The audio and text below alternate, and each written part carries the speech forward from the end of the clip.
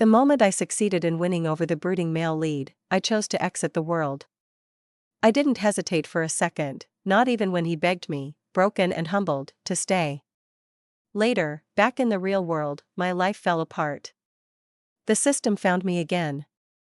It offered me $5 million to go back into the book and win him over one more time. Just as I was about to agree, a stream of comments flashed across my vision. Holy crap, the ex who ditched Aiden is back. LOL, does she seriously think he's still in love with her? The second tasker not only got his darkness value down to -100, but she also chose to stay, giving him the family he always wanted. The happy couple is about to get married. Can the ex-wife please have some self-respect and not bother them? It took me a long moment to process it. The ex-wife they were talking about was me.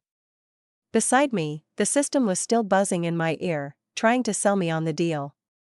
All you have to do is make Aiden Sterling fall for you again, and you'll get $5 million. Even if you fail, you'll get $50,000 for your trouble. How about it? It's a bargain, right? It was a bargain. And right now, I desperately needed the money. But the comments echoed in my head. I stayed silent for a moment, then said I needed to think about it. So, the system decided to send me back into the book first. To be precise, it sent me back to the home Aiden and I once shared. The tiny apartment, old but filled with a familiar warmth, was exactly as I'd left it 3 years ago. Aiden hadn't moved a single thing. Even the dress I'd accidentally stained just before I left was now hanging in the closet, clean and pristine, as if waiting for me. I remembered that dress. It was from a famous designer, all the rage at the time. When Aiden had secretly bought it for me, I'd chewed him out for spending so much money. He didn't argue, just lowered his gaze, his long lashes shadowing his cheeks, and waited for my anger to fade. Then, he'd coaxed me, in that soft, gentle voice of his, to try it on. I looked down, the silky fabric cool against my fingers. I took a deep breath. If Aiden had truly forgotten me, then why was this apartment still here? I looked up again, my eyes scanning the small room. My gaze was suddenly caught by a white piece of paper taped to the window. A few large, scrawled words were visible through the glass. For sale. Price negotiable. Urgent. The sharp, decisive strokes were unmistakably Aiden's. A fresh wave of tiny text flooded my vision. Ha ha ha, look at her face. The ex-wife is stunned. He wasn't holding on to their past, he just hadn't gotten around to selling the place. She really thought he still loved her like before. Plot twist, now that he has our sweet Sophie, he won't even give his ex a second glance. The only reason the system brought her back is to create some drama for Aiden and Sophie. Get ready for some prime humiliation, folks. I pressed my lips together. So that was it. The system was willing to offer $5 million because it was certain I would fail. Its real goal was to cast me as the villain, the obstacle in the main couple's love story. He was getting my labor for a mere $50,000. $50,000. I laughed, a bitter, self-mocking sound. To play the fool for 50 grand, it wasn't a small amount. It was enough to cover a week of treatment in the ICU. I summoned the system and coolly accepted the deal. The system was thrilled. It deposited a large sum of money into my account for expenses, though it could only be used within the books world. Since Aiden was so eager to sell this place, I might as well be the one to buy it. I clutched my phone, my fingers dialing a number I knew by heart. It rang for half a minute before someone picked up. A bright, clear female voice came through the line. Hello? Who is this? I froze for a second, then glanced down to confirm the number. It was definitely Aiden's. Hi, I was passing by and saw the for sale sign in the window. You want to buy the apartment? The person on the other end exclaimed, her voice bubbling with excitement. That's wonderful. Finally, someone wants it. I asked cautiously, are you the owner? I'm the owner's girlfriend. You can just call me Sophie. So, this was the second tasker. As my mind went blank, a brief murmur of voices came from the other end of the line, like two people whispering. It felt like an eternity passed before someone picked up the phone again. Aiden's cold, detached voice came through, sharp and clear. "Hello. Is it convenient to meet and discuss this in person?" I waited in the coffee shop, a bundle of nerves. Finally, a sleek, understated luxury car pulled up to the curb. A picture-perfect couple stepped out. I hadn't seen Aiden in 3 years, but he was just as striking as ever. The last traces of youthful uncertainty in his features had been replaced by the quiet confidence that comes with power and wealth. He leaned casually against the car door. Sophie said something that made him smile, and he reached out to gently ruffle her hair. From across the distance, his gaze drifted in my direction. It rested on me for a fraction of a second before moving on, as placid and undisturbed as a still lake. I was still lost in a daze when Sophie sat down in front of me. She offered me an apologetic smile. "My boyfriend had to run, he could only drop me off. I'll be handling the details in his place." I nodded, my voice genuine. "I can tell you two are very happy together." Sophie's smile deepened. "He runs a tech company. The net profit is in the 9-figure range every year. It's not about the money from the apartment, you know? We just don't want to keep it around anymore." Her tone was laced with a faint, unmissable sense of superiority. I asked to see the apartment. Sophie paused, a flicker of awkwardness in her eyes. "I don't have the keys. If you want to see it, my boyfriend will have to take you himself." I blinked, confused. "He didn't give you the keys before you came?" Logically, any property sale involved a viewing. Aiden couldn't possibly be unaware of that. Sophie sighed, a hint of frustration in her smile. "I asked, but he wouldn't give them to me. He's never even taken me there." She lowered her voice conspiratorially. "To be honest with you, this is the place he lived in with his ex-wife when he was just starting out. It just gives me the creeps. That's why I want it gone, and fast." "Oh," I said. "In that case, I don't need to see it. We can just sign the contract." Sophie's face lit up. Afraid I'd change my mind, she immediately pulled out the sales agreement. But she didn't have the deed, so we couldn't transfer the title just yet. We'd still have to wait for Aiden. With time to kill, I looked at this woman, a fellow tasker, just like me. My curiosity got the better of me. "How did you and he get together?" What I really wanted to know was how she had managed to win him over. The system had told me that after I left, Aiden had briefly relapsed into a second darkness. He'd attempted suicide, slit his wrists, his darkness value had skyrocketed to a level that threatened the stability of the entire world. Sophie had appeared at his side during that critical time. She not only lowered his darkness value but completely replaced me in his heart. Aiden was not an easy man to win over. She must have gone through hell. But Sophie just smiled brightly. He had just been abandoned by his ex-wife and was completely heartbroken. I was just there for him, comforting him. It didn't take long for us to make it official. Was it really that simple? I could hardly believe it. Once again, the screen of my vision was flooded with mockery. "Ha ha ha, the ex-wife is having a meltdown. Aiden has zero resistance when it comes to our girl Sophie. Don't forget, it took the ex 10 whole years to win him over. She threw herself at him countless times before he finally, reluctantly, agreed to be with her. Sophie just had a few conversations with him, and all of the ex's years of work went down the drain. That's the power of true love, baby." I silently watched the jeering words scroll by. They were right. My journey with Aiden had been incredibly difficult. So difficult that I never wanted to live through it again. Aiden's parents never loved him. At a young age, they abandoned him in a psychiatric hospital, leaving him to the mercy of abusive orderlies. The place was filled with violent, unhinged patients, a veritable prison guarded like a fortress. Even with the system's help, I nearly died getting him out of there. I took Aiden to a new city where no one knew us. I made sure he went to school, got an education, stayed on the right path. I even arranged for expensive therapy sessions every week. I did all of it hoping he would finally, completely, trust me. But Aiden was too smart. He effortlessly saw through the facade of this world, including my identity and my mission. After graduation, Aiden was the state's top scholar. I threw a party to celebrate, overjoyed for him. But he quietly pulled me aside, his expression cold, a flicker of self-deprecation in his eyes.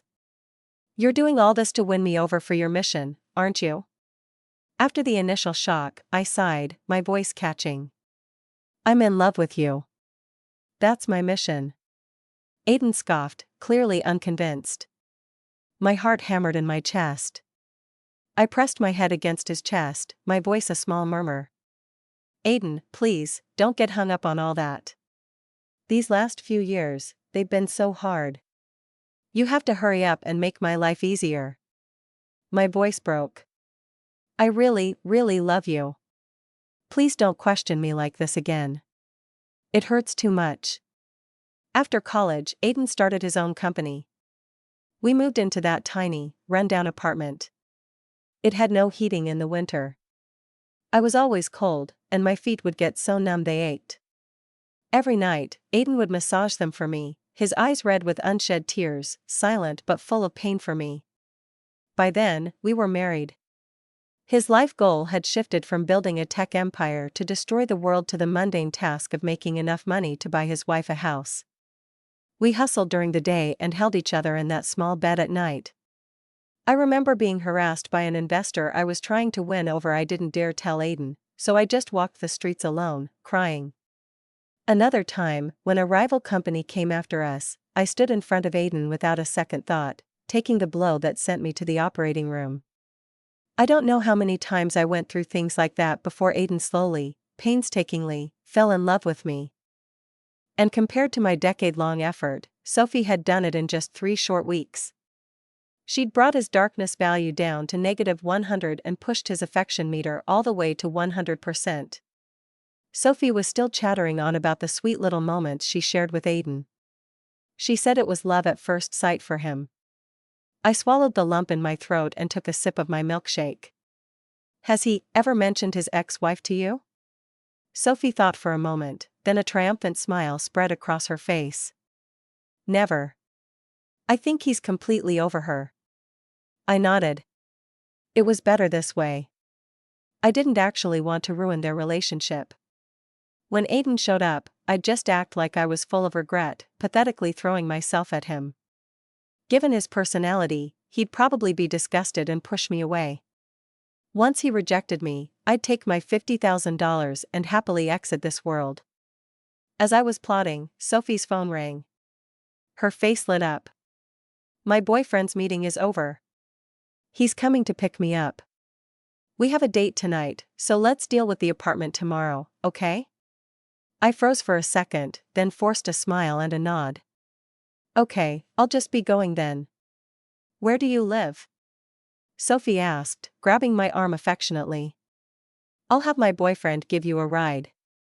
The smile on my face froze solid. Sophie was just too insistent. Before I knew it, the car door had clicked shut, and I was inside.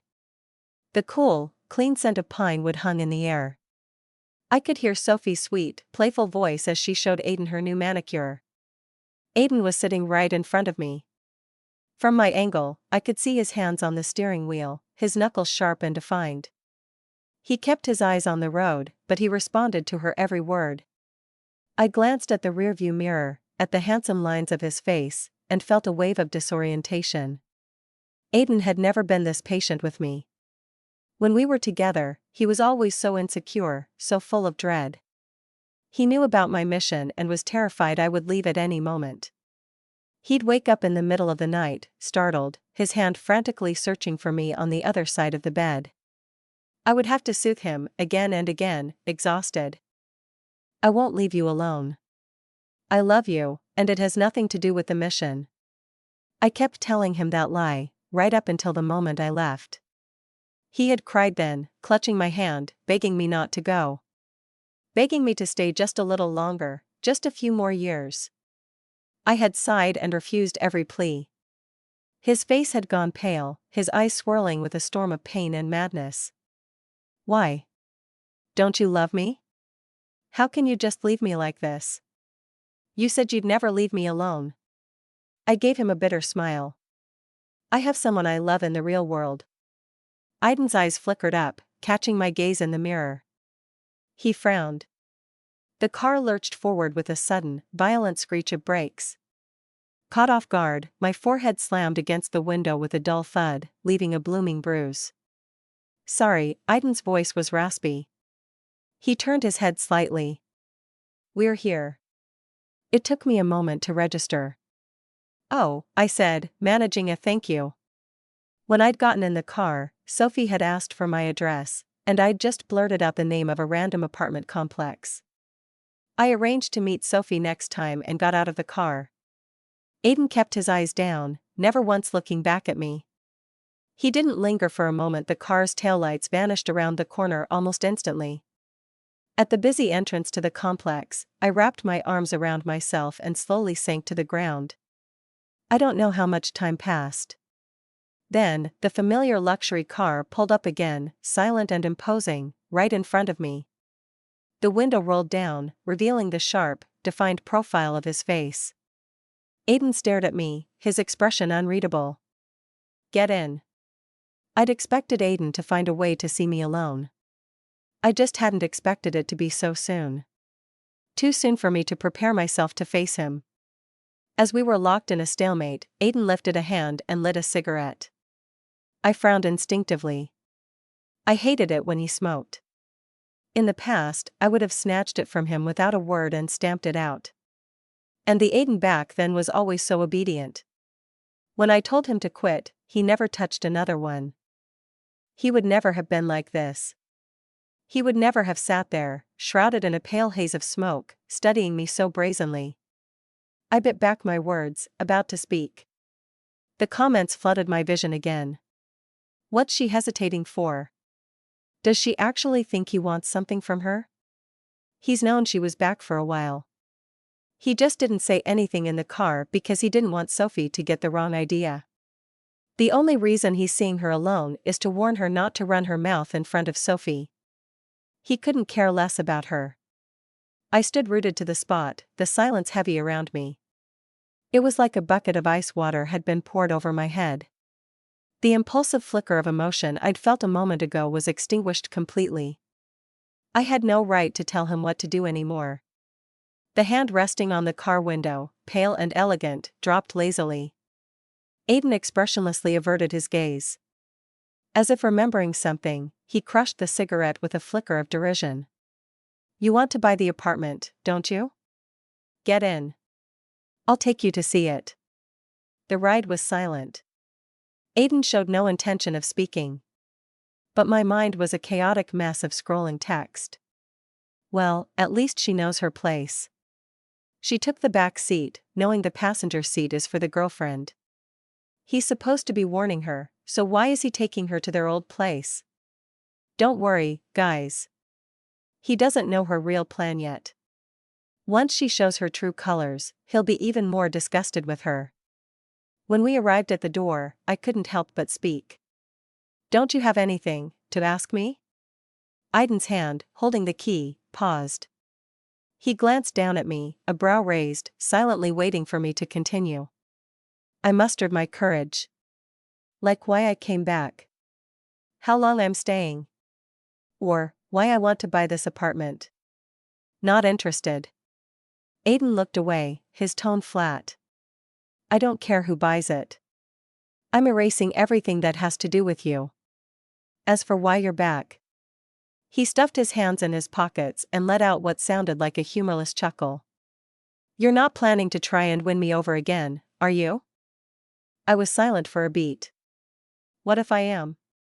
You can certainly try. Aiden pushed the door open. It creaked loudly.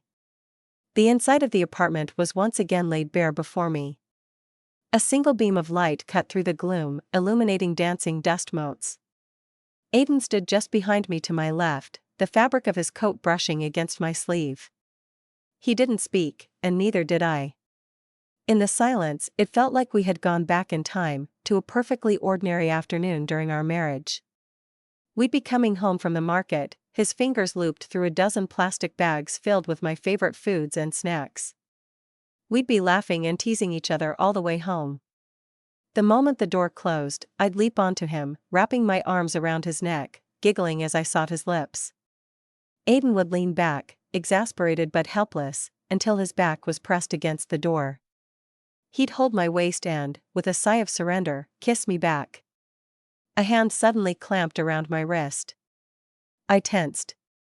Aiden released me just as quickly, his expression returning to its usual cool composure. Have a look around. It's better if I sell it to you. Saves me the trouble of cleaning the place out. I nodded and took a quick, perfunctory tour of the apartment. It's fine, I said, returning to him.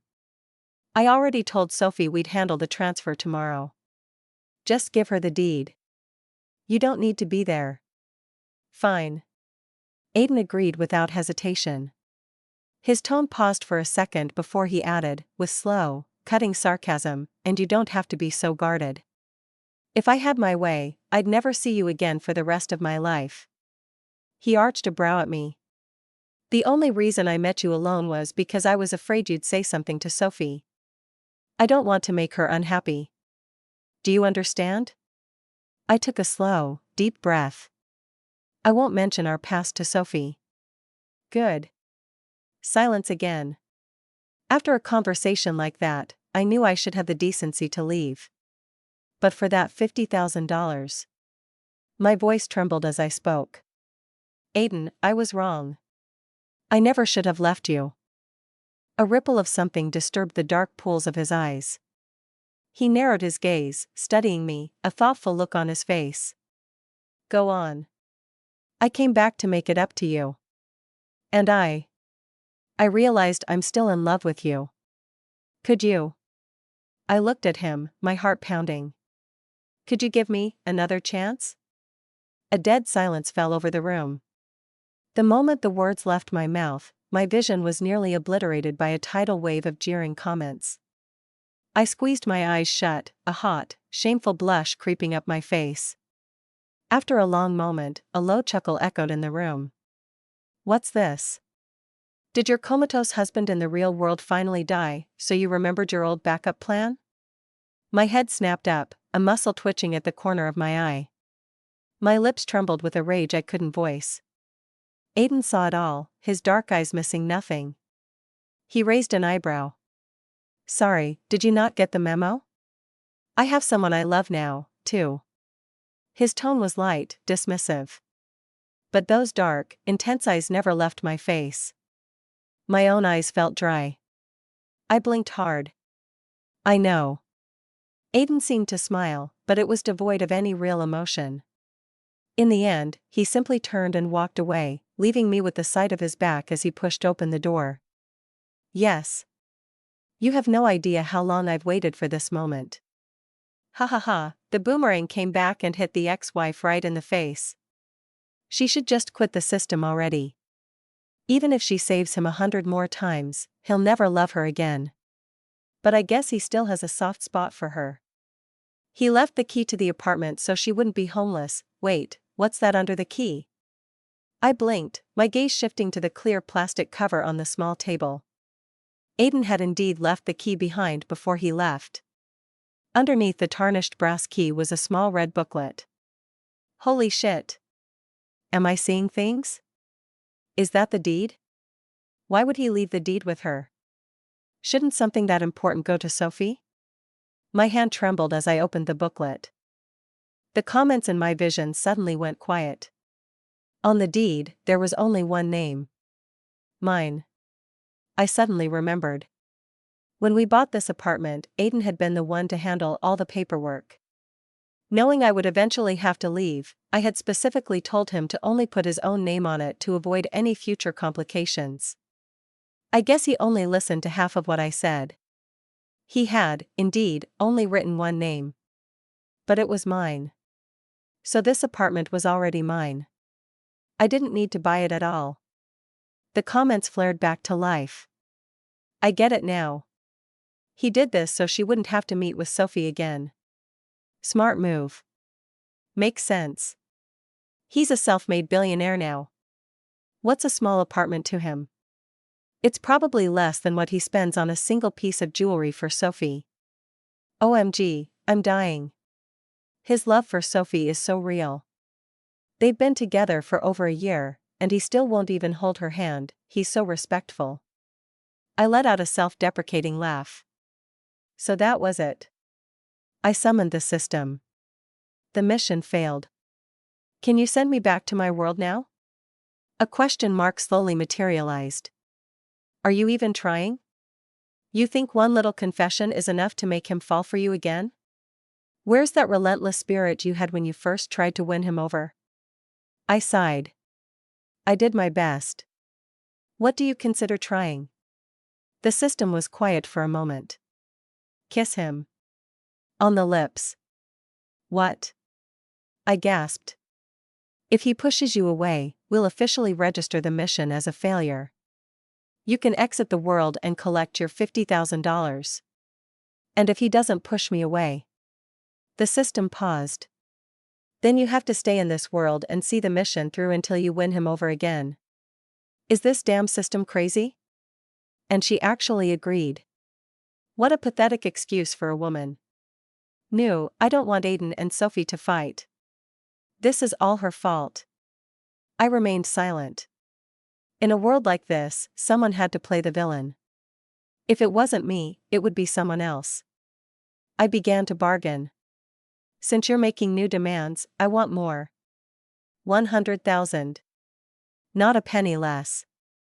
To the system, that was pocket change. It agreed, but with a hint of confusion. Are you really that desperate for money? Of course. Is it worth it? The system pressed. Wasting the rest of your life for someone who will never wake up? A pale, beloved face flashed through my mind. You wouldn't understand, I said. The next day, Sophie invited me to lunch to thank me for taking the apartment off her hands. I think, even though he doesn't say it, he's still hung up on her, Sophie complained in a low voice. A lot of people have tried to buy this place over the years, but he never wanted to sell. He's been dragging his feet until now. I was momentarily stunned, then shook my head. You're overthinking it. If he really didn't want to sell, why would he put up a sign? Sophie gave me a meaningful look, leaned in conspiratorially, and sighed. Let me be honest with you. The truth is. Before she could finish, the glass window next to our table exploded. The shattering was followed by a deafening roar. Glass shards flew everywhere. Acting on pure instinct, I yanked Sophie behind me. A man in a massive bulldozer had just crashed into the restaurant. Holy crap! The villain's here. Time for the classic hero saves the damsel scene. Who's he gonna save first? Oh, the suspense is killing me. Can the villain just take out the ex-wife first? I'm so sick of her dramatic act. Inside the violently shaking trunk of a car, Sophie was terrified, her eyes red like a frightened rabbit's. A year ago, when she met Aiden, he had already built a vast commercial empire.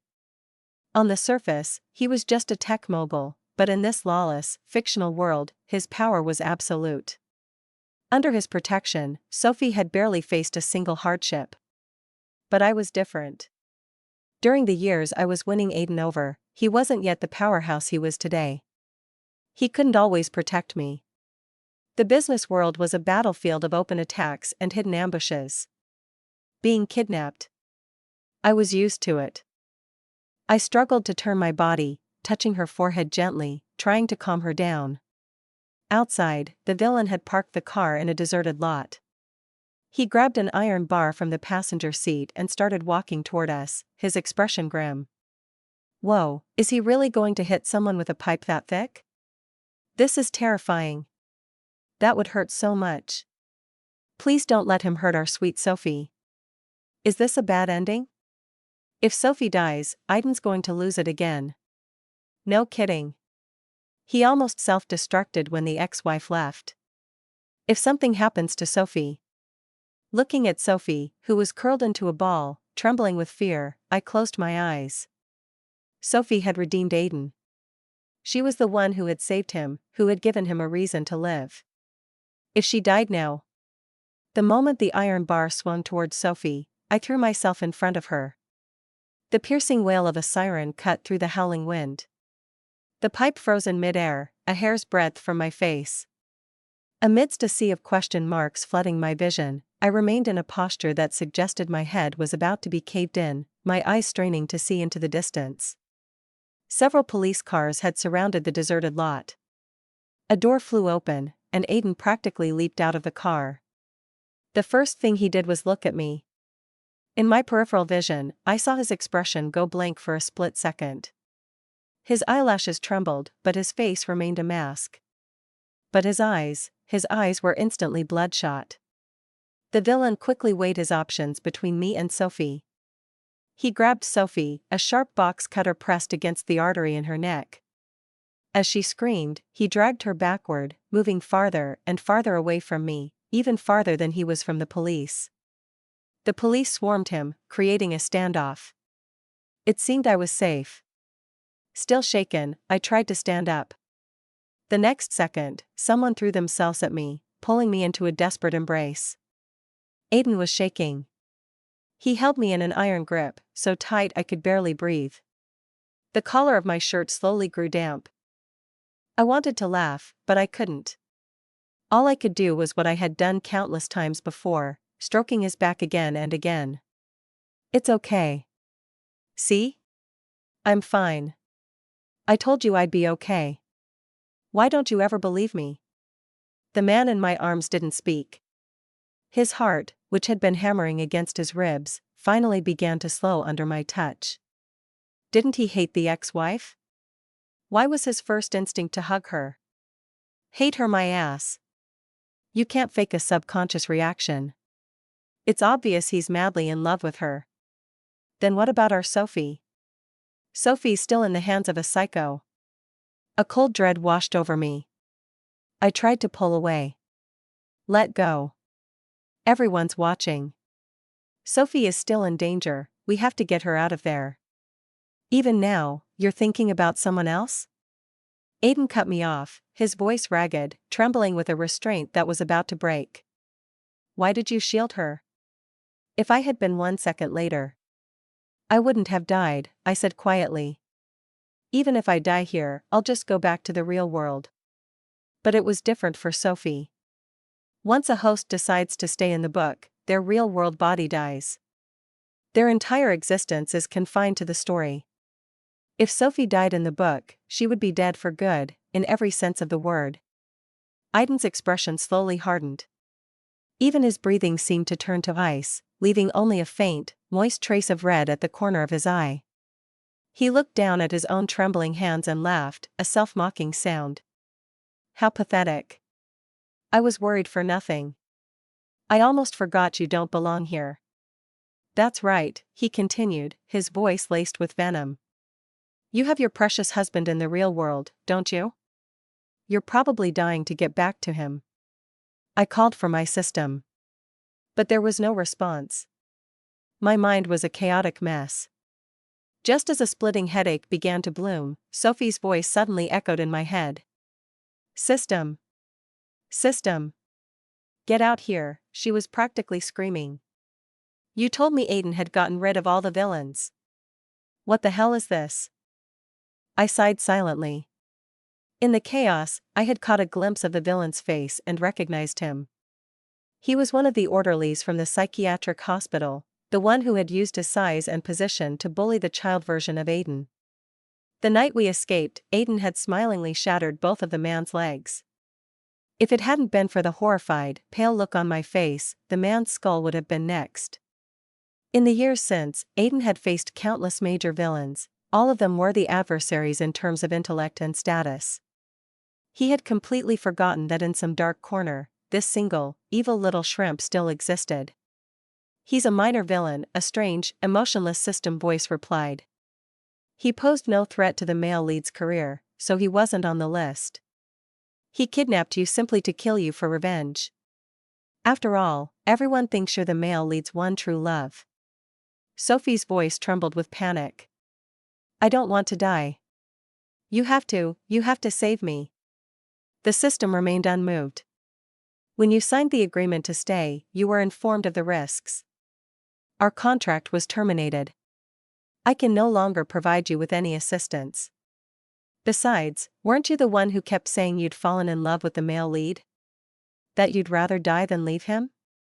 Now you get your wish. If you die, he might just remember you forever. Was it my imagination, or was there a hint of mockery in the system's voice? Sophie broke down, sobbing. Who said I fell in love with him? We're not even a real couple.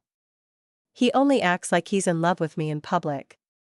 In private, he's cold as ice. Being with him is like being a widow. If it wasn't for the good life he could give me, why would I have stayed? If I'd known he'd get me killed, I never would have saved him. Someone else could have had the job for all I cared. I couldn't believe what I was hearing. The reaction from the comments was even more intense than mine. I'm done. I thought this was a true love story, turns out it was just a business arrangement. I shipped a pile of crap. The ex-wife was better than this. At least she actually went through the hard times with him. Right? The second tasker did nothing. She just showed up to enjoy the good life. Am I the only one who feels bad for Aiden? Everyone is just using him. He's so tragic. He keeps giving his heart away, only to be betrayed again and again. Wait a minute, who said Aiden ever fell in love with the second tasker? Is it possible they were just using each other all along? My head snapped toward Aiden. He stood on the edge of the crowd, arms crossed, watching the scene unfold with a calm detachment. The panic from moments ago was completely gone. He was a spectator. Host, did you call for me just now? My own system's familiar voice finally sounded in my head. Sorry, there was an internal equipment malfunction. It's possible there was some signal crossing. Did you happen to hear another system and its host? I shook my head and asked a question that had been bothering me for a long time. The darkness value and the affection meter, can they be faked? Theoretically, no, the system replied. But theory is bullshit. The male lead is capable of defying even us. Is there anything he can't do? I was stunned. Defying you? The system told me everything. After I left, Aiden had his second dark relapse. The extreme darkness value caused a severe physical backlash. The pain was worse than death, a torment that pierced his very soul. Because of this, the system had applied to have all of Aiden's memories of me erased, to reset him to his initial state, as if I had never existed. But Aiden was too smart. Too smart to be controlled. The moment the memory wipe began, he had calmly, smilingly, shattered one of his own legs. First the ankle, then the knee, then his wrist. While enduring the agony of the backlash, he had coolly used his own body to fight the system. Memories could be erased, but restoring a body came at a great cost. The system had no choice but to emergently halt the memory wipe. As a last resort, they came up with a desperate plan: send in Sophie, a star tasker who had successfully redeemed countless villains, to see if someone else could save him. In the end, Sophie was rescued. By the time it was over, she had fainted from the shock of seeing the villain taken out by a sniper. Amidst the chaotic crowd, I sat in a corner, wrapped in a blanket, endlessly picking at my fingers. My system had just informed me that the hospital was demanding payment again.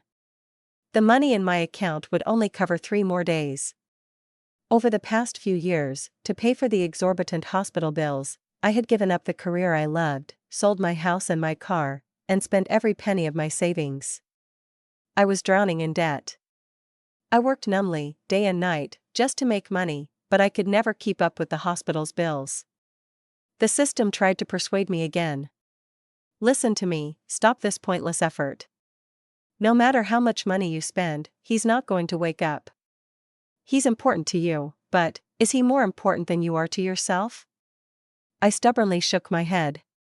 I won't let him die. I can't accept it.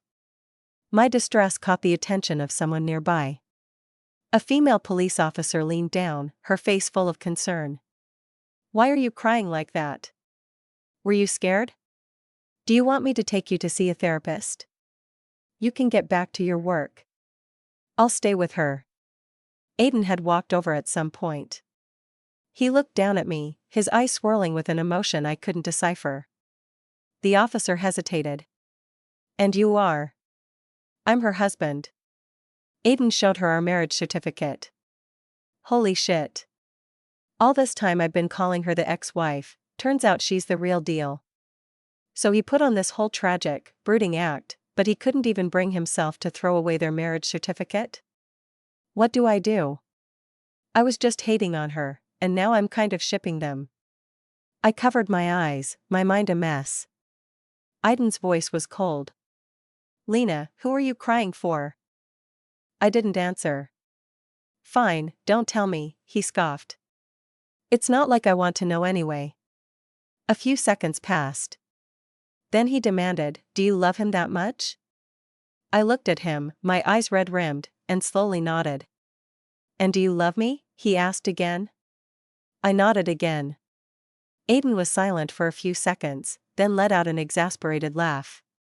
He stood up and paced back and forth, as if trying to forcibly calm himself.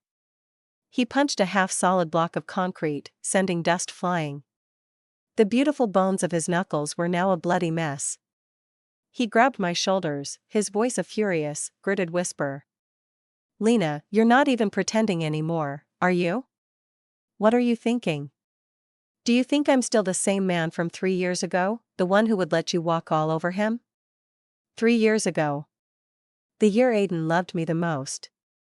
His affection meter had once reached 200%. Even after learning the true purpose of my mission, he had tried to make me stay. He shed every layer of his pride, knelt before me without a shred of dignity, and begged me, utterly defeated. Lena, I love you. You can't do this, you can't make me fall in love with you and then just abandon me. Lena, I'm not asking you to give him up for me, but you can't just throw me away so easily. Can't you just have one more person to love? One in the book, one in reality? I won't interfere. As long as you're happy. You don't even have to see me that often. I had looked at him then, not knowing whether to laugh or cry. He didn't know. The man I loved in the real world was also him. In a complete reversal of the book's world, the Aiden of my reality had grown up in a happy, healthy family. He was gentle, calm, like a soft morning breeze carrying the scent of dew. He died on the way to our wedding. In the wedding car, I watched through the window, through the festive red decorations, as the oil tanker hurtled toward us. The next second, Aiden's face filled my vision. He shielded me with his body, his long lashes sweeping down, gently covering my eyes. My sweet girl, he whispered. Just take a nap. Everything will be okay. You'll be fine. Flames raged around us. He was in so much pain his eyes twitched, but he calmly patted my back, his voice steady and clear. Just like it was 10 years ago, when he knelt down in front of me at the orphanage gate and smiled. You're so sweet. What's your name? Until I was 7, I was a child no one wanted. My biological father was a criminal, and I was the unwanted fruit of his crime. No one had looked forward to my birth. I was sent to the orphanage the day I was born. The teachers there believed I had inherited my father's genes. No matter how good I was, how hard I tried, I never received an ounce of their affection. Every couple that came to adopt would initially be drawn to me. They would look at all the children and then stop, stroking my face with a kind hand. But that affection was always fleeting. The moment they learned of my parentage, their faces would change, and they would back away as if I were poison. Only Aiden was different. He convinced his parents to adopt me. From beginning to end, he chose me, his belief unwavering. I trust my instincts. She's such a good kid. Why shouldn't she be loved? Aiden was my brother for 6 years. He played the role of an older brother perfectly, patiently teaching me right from wrong. At the same time, he spoiled me rotten. Within the bounds of our sibling relationship, I had unlimited power over him. I could make him tie my shoes, I could roll around on his bed, and on stormy nights, I could clutch my pillow and knock on his door. He even let me get away with kissing him secretly when he pretended to be asleep. We both knew what was hidden beneath the surface of our brother-sister relationship. When I was 18, his family went bankrupt. His parents planned to flee with what money they had left. I, the adopted daughter with whom they had a weak emotional connection, was clearly not part of their plan. But Aiden stayed behind for me. He patted my head, pretending to be relaxed. "It's okay, Lena. Big brother will never leave you." I loved to draw. I had won many awards since I was a child. But art was an expensive path. To allow me to pursue my passion without any worries, Aiden dropped out of college and started working on construction sites, doing whatever he could to make money. He transformed from a bright, promising young man into an adult with the weight of the world on his shoulders. His days were exhausting. He would wake up before dawn, sit by my bed for a few moments, and then leave for the day, only to return late at night. Sometimes, he'd come home, bone-tired, only to find me in the throes of a nightmare. He wouldn't even change his clothes, just sit and soothe me until morning. I offered to quit school and get a job to help share the burden. That was the first time Aiden ever got angry with me. His face was grim as he asked me to think again about whether I really wanted to give up on myself. The moment he turned to leave, I burst into tears and threw my arms around him. His body went rigid. The next second, I cupped his face and stood on my toes to kiss him. He stumbled back a few steps, caught off guard. But he caught the impulsive, forbidden kiss and returned it with a muffled groan. "I love you," he sighed, his voice low. "So lifting you up is my mission. Seeing you happy, that makes me happy." Years later, in a parallel world, I found myself in a similar situation with another version of him. "You just need to focus on your exams, okay? Why are you taking on tutoring jobs? I don't need you to make money for me." I looked at the dejected boy before me, his eyes downcast. I smiled and hugged him. "I love you, Aiden. So lifting you up is my mission." My voice broke halfway through. "Seeing you happy, that makes me happy." 3 months after Aiden was declared brain dead, I woke up from another nightmare. Aiden was never coming back. I frantically searched for the sleeping pills he had hidden before he died and poured a handful into my palm. It was the system that stopped my desperate act. "Do you know why you survived the car crash? Because Aiden traded his soul to us. He traded it for your life." I froze, the bottle of pills slipping from my grasp and clattering to the floor. His soul, stripped of all its memories, was placed into a character in one of our books, the system explained. "This character has a tragic backstory and needs to be redeemed. We've sent many taskers, but none have succeeded. Do you want to try?" Coming back to the present, I looked at the beautiful face before me. Even when he was angry, he was still so handsome. Aiden looked down at me, his voice deliberate. "I'm not the same man I was 3 years ago. I won't be played by you again. I don't even want." His words were cut short. I had suddenly hooked my arm around his neck and kissed him. Our lips had only just met when I was forcefully pinned against the wall. Aiden's grip on my shoulders was tight, the corners of his eyes red with a mixture of humiliation and anger. He couldn't speak. He looked like he wanted to either hit me or kill me. I bit my lip, about to say something. But in the next second, his tall frame silently crumpled. He knelt before me, closed his eyes, and then tilted his head up, slowly, tentatively, moving toward my lips. It was a posture of someone desperate for affection. My heart trembled. My vision filled with a flurry of text. "Dude, we know you're all talk, but could you at least try to resist for more than 2 seconds? Damn, you must have been exhausted from all that acting. You've been planning this since the moment you knew she was back, haven't you? What a fraud. First, he fakes a relationship with the second tasker, then he acts all cold and distant with this one, and one kiss is all it takes for him to break. Say what you will, but I haven't seen a good kiss scene since the first tasker left. I'm so excited. My mind went blank. Even my breath was stolen, captured by his careful kiss. The system's shriek echoed in my head, "Host, what did you do?" The male lead's affection meter just spiked to 999. As our lips tangled, I stared at Aiden, lost. After a long time, he pulled back just a fraction of an inch, his ragged breaths brushing against my face. "Let's go home." Aiden gave me a black card. I played with it for a moment, sighed, and set it aside. He picked it up, his lips pressed into a thin line, and pushed it back into my hand. "I know the money in this world means nothing to you," he said with a self-deprecating smile. "But you need money here, too. At least while you're with me, take care of yourself. Please?" I nodded silently. Aiden was right. I was never good at taking care of myself. Before coming back to the book, I hadn't had a proper night's sleep in a long time. To make money, I had given up my art. I worked 3 jobs a day, from 5 in the morning until midnight. My tiny rented room didn't even have its own bathroom. I was just so tired.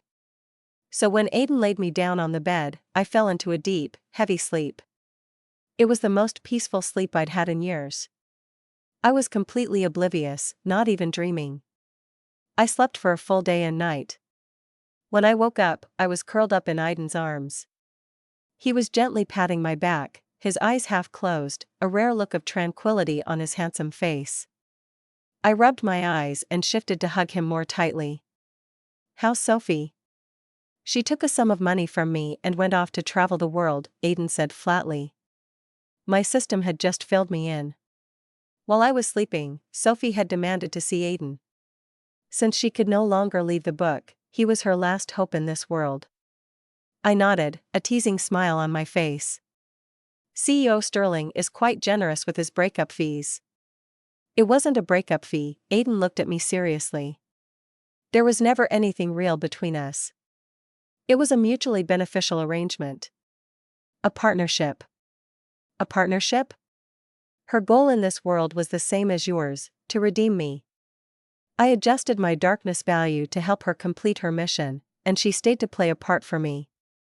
I was silent for a moment. "Aiden." He turned his head slightly to look at me, his voice a soft hum of acknowledgement. "My return to this book, was that your doing?" "It was." He didn't try to hide it. For the sake of a good story, the system needs my life to be full of twists and turns. The moment I found any kind of peaceful, happy life, it was bound to interfere. I frowned. "Then how did you know the system would choose me?" "It could have sent a tasker even more professional than Sophie. It didn't have to be me." A slow smile spread across Aiden's face. "Because the system and I both know one thing for certain. Only you can truly mess with my emotions." I rested my head on Aiden's shoulder and told him everything. About our past, about the real world. The man holding me listened quietly, his lips occasionally curling into a smile, his eyes sometimes darkening with thought. After a long while, he gently pulled me up to sit straight and asked me seriously, "What are your plans for the future? You still have such a long life ahead of you." "Lena," he said, his voice soft and tinged with a strange melancholy, "are you going to live in this shadow for the rest of your life?" His tone was so gentle. It was strange. It wasn't something the Aiden from the book would say. I thought for a moment, then whispered, "I owe it to him." Aiden's fingers tensed. He frowned at me. "Why would you say that?" Looking into those familiar eyes, my own eyes burned. It was my fault. I had ruined Aiden.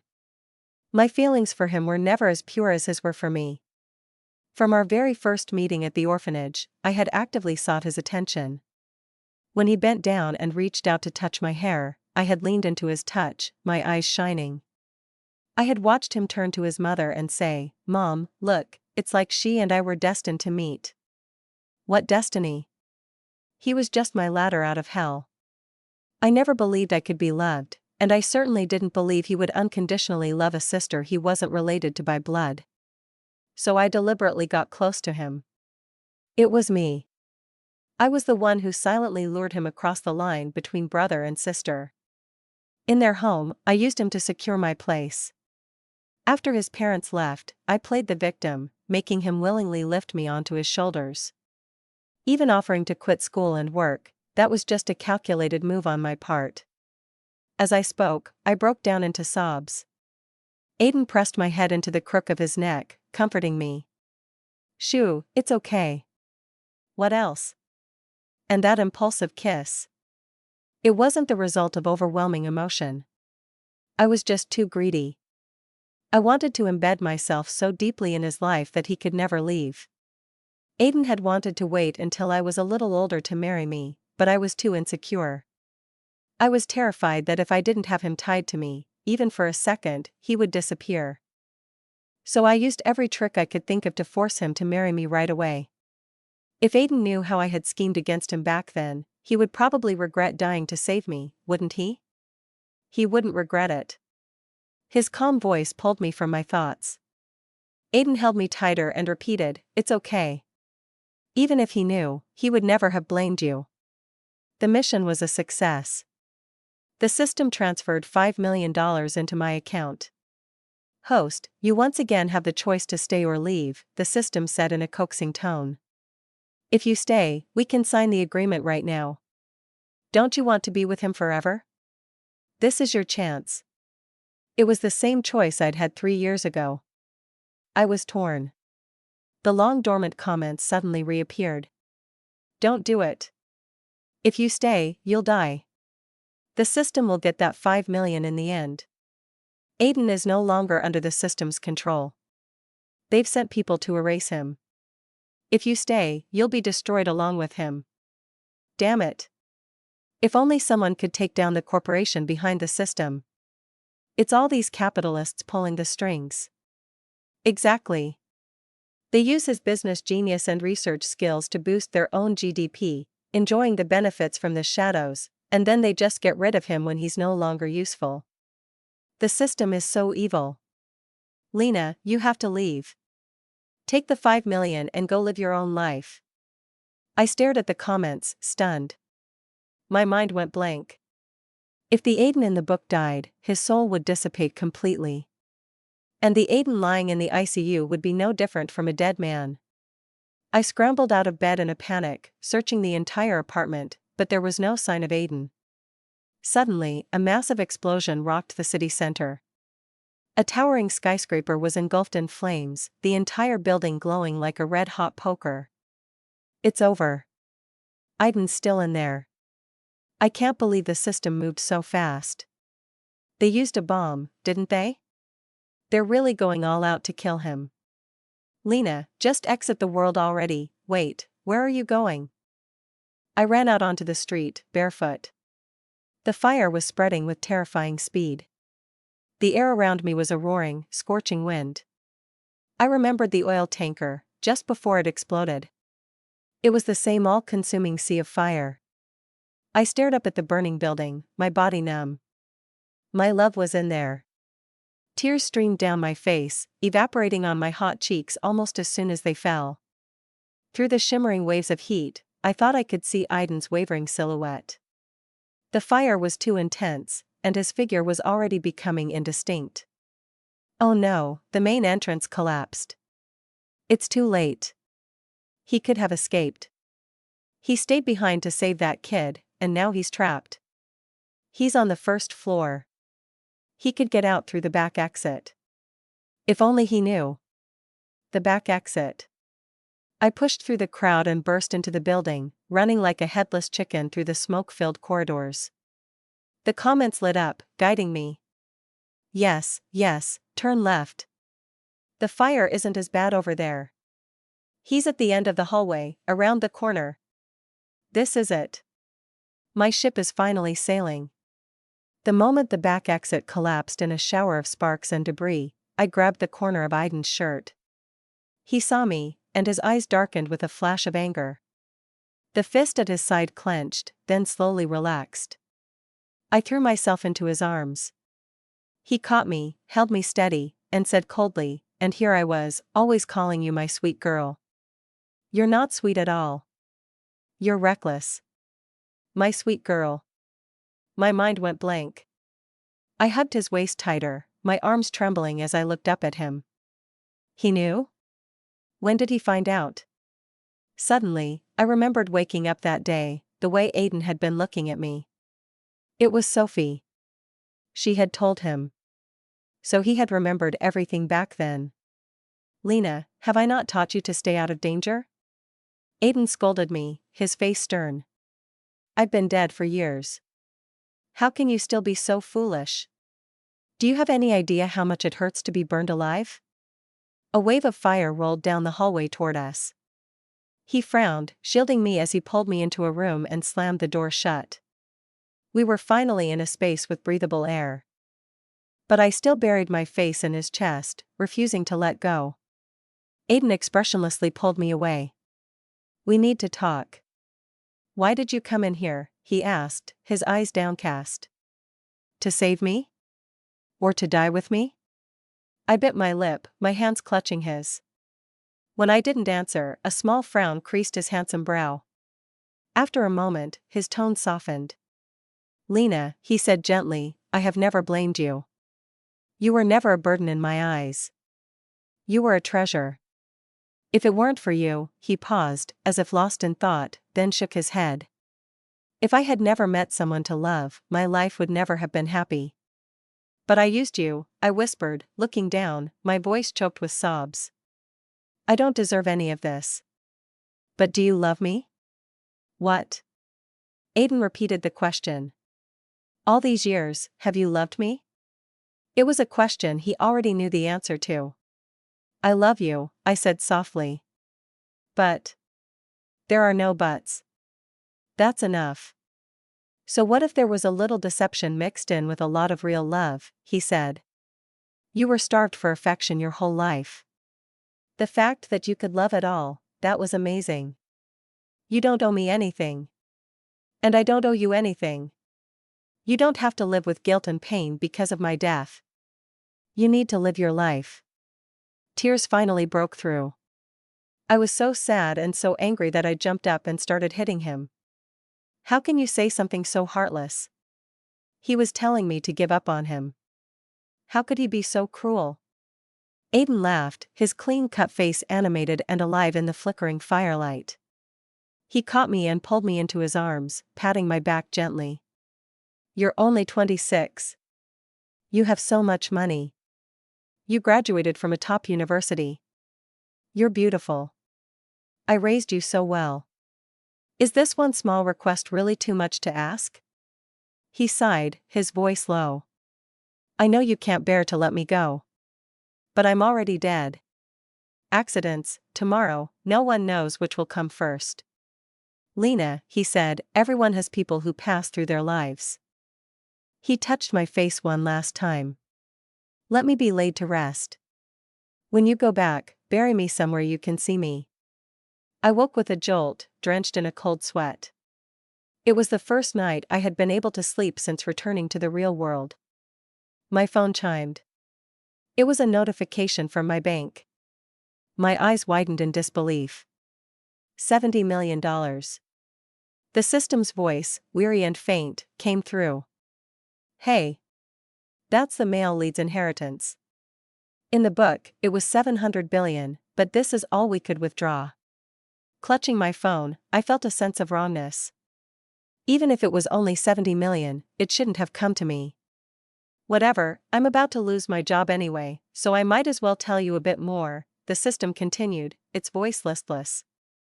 The male lead's original plan was for you to stay in the book. To protect you and himself from the system's interference, he spent the last few years secretly investigating us while pretending to expand his business empire. He even found our home base. He had already planted the explosives. All he had to do was wait for the timer. He would have been completely free. But our bomb went off first. He really did try so hard to live with you. He was so close. I sat silently in the sunlight. So close. Aiden's self-mocking eyes flashed in my mind.